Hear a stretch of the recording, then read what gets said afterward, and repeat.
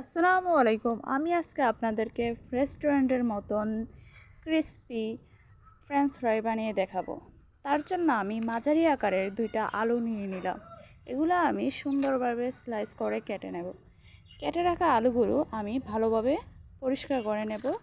ধোয়ার পর আলুগুলো আমি ফুটন্ত পানিতে কিছুটা লবণ দিয়ে দেব। আপনারা চাইলে এখানে কিছু পরিমাণ অয়েল দিতে পারেন, তবে না দিলেও চলে।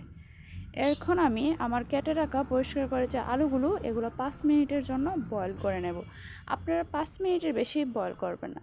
5 মিনিটের বেশি যদি সিদ্ধ করেন তাহলে দেখা গেছে আপনার রেস্টুরেন্টের মধ্যে কুরকুরে ক্রিসপি ফ্রেঞ্চ ফ্রাইজ বানাতে পারবেন না। এখন আমি সিদ্ধ করা আলুগুলো গায়ে যে পানিটা লেগে আছে তা আমি টিস্যু দিয়ে মুছে ফেলবো, যাতে করে আলুগুলো সুন্দরভাবে ভাজা যায়। মুছে রাখা আলুগুলোর গায়ে আমি কিছুটা কর্নফ্লাওয়ার দিয়ে দেবো। আমি এখানে 2 চা চামচ পরিমাণ কর্নফ্লাওয়ার দিয়ে দিচ্ছি।